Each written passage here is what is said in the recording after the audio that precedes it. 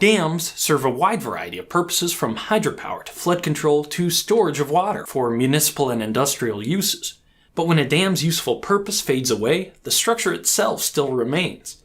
Dams come in all shapes and sizes, but contrary to what you might think, the most dangerous dams are often the smallest. Hey, I'm Grady, and this is Practical Engineering. On today's episode, we're talking about the dangers of low-head dams.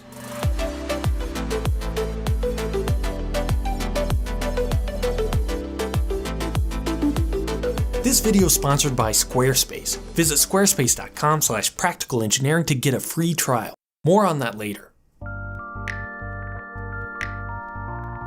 A low-head dam, sometimes simply called a weir, is a small structure that impounds a small amount of water across the width of a river or stream. Usually made from concrete, the purpose of low-head dams is to raise the water level upstream on a river. This can assist with navigation of the channel by boats, create a drop for generating hydropower, and make water available at intakes for water supply and irrigation. Thousands of these structures have been constructed over the years to take advantage of natural watercourses and rivers.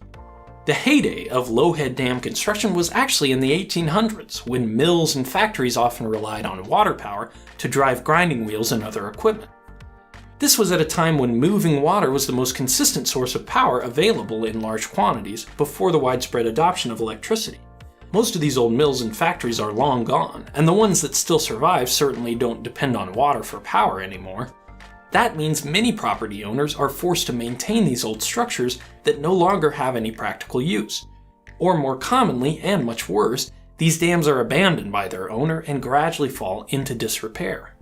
In the US, dam safety regulations focus primarily on the possibility of a dam breaching and causing a flood wave downstream.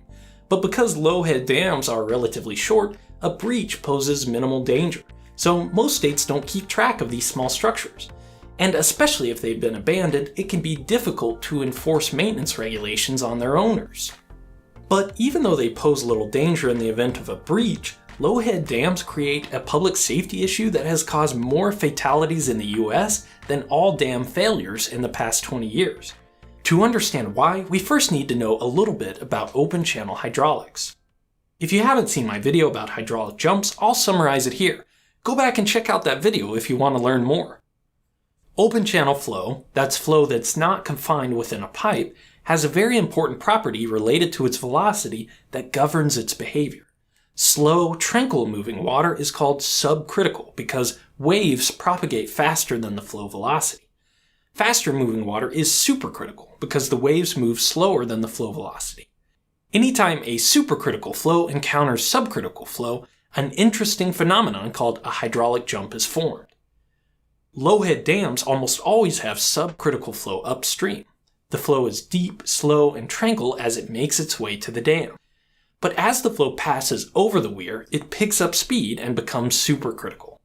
When this supercritical flow transitions back to subcritical flow in the slower moving water downstream, it creates a hydraulic jump, as you can see here in my model. It's easy to see why these types of structures could pose a threat to those using the waterway for recreation. Any location with fast-moving water and high turbulence can be dangerous to swimmers or kayakers, but the location of this hydraulic jump can turn a manageable risk into an almost surefire way to drown. The depth of the flow downstream of a dam is called the tailwater, and it controls the location of the hydraulic jump. In my model, I can adjust the elevation of the tailwater by adding or removing these stop logs. When tailwater is low, the hydraulic jump forms away from the dam. This is a fully developed jump that follows the traditional shape and flow patterns. If I send down this piece of wood as a kayak or surrogate, it experiences some turbulence as it passes over the weir and the jump, but it doesn't have much trouble escaping downstream. But as the tailwater rises, the jump moves closer and closer to the dam. Eventually, if the tailwater is high enough, the hydraulic jump will reach the dam.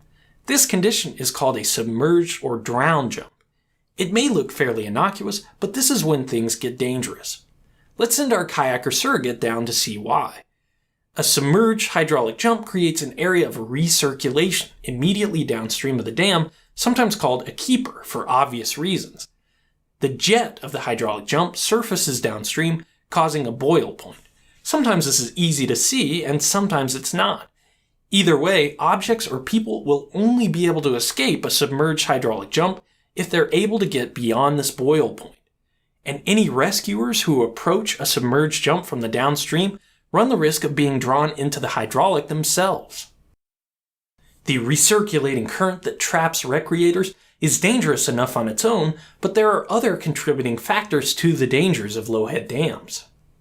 These currents also trap large debris between the strong hydraulic forces and the hard concrete surface of the dam, which can batter someone trapped in the keeper. The water's often cold, increasing the potential for hypothermia and further disorientation. The turbulence of the hydraulic jump entrains a lot of air, reducing the buoyancy of a swimmer. And low-head dams often span the entire width of a river, meaning there's no still water nearby that can be used as a safe haven. This is exactly why the low-head dam is called the perfect drowning machine. All these factors added together create a situation that's almost impossible to survive.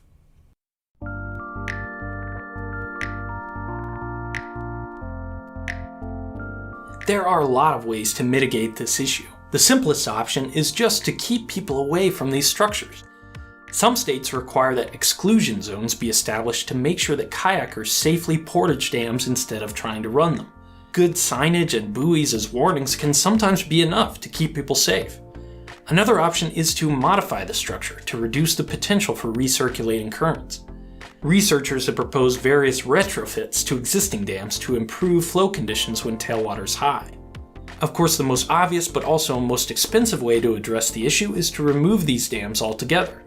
In many cases, they're no longer serving an important role, and removing dams can help restore ecosystems and improve connectivity for aquatic species, in addition to removing a hazard. If you're swimming or paddling on a river with a low-head dam, don't underestimate the danger of these powerful hydraulic forces. Different conditions on the river can dramatically change the behavior of the hydraulic jump, as we saw, so be careful. If you're new to the channel, you might not know that I have a website too. It's got a blog post for each video with extra information, a little bit about me, and a small shop with some t-shirts. When I first started this channel, I knew I wanted to have a website to serve as a landing page, but I didn't want to learn web development or spend a bunch of time writing code. That's why I chose Squarespace 4 years ago and have been using it ever since. I don't have to update or patch anything, the templates look awesome, and if I ever have an issue or question, they have 24/7, 365-day support available to help. This may sound silly, but ever since I first logged on to the internet as a kid, I knew I wanted to have my own website. Squarespace made it easy and simple to fulfill that dream of having my own little corner of the web. Take a look at practical.engineering and let me know in the comments what type of stuff you'd like to see me post there. If you've got an idea to share with the world, Squarespace is offering fans of the channel a free trial at squarespace.com/practicalengineering.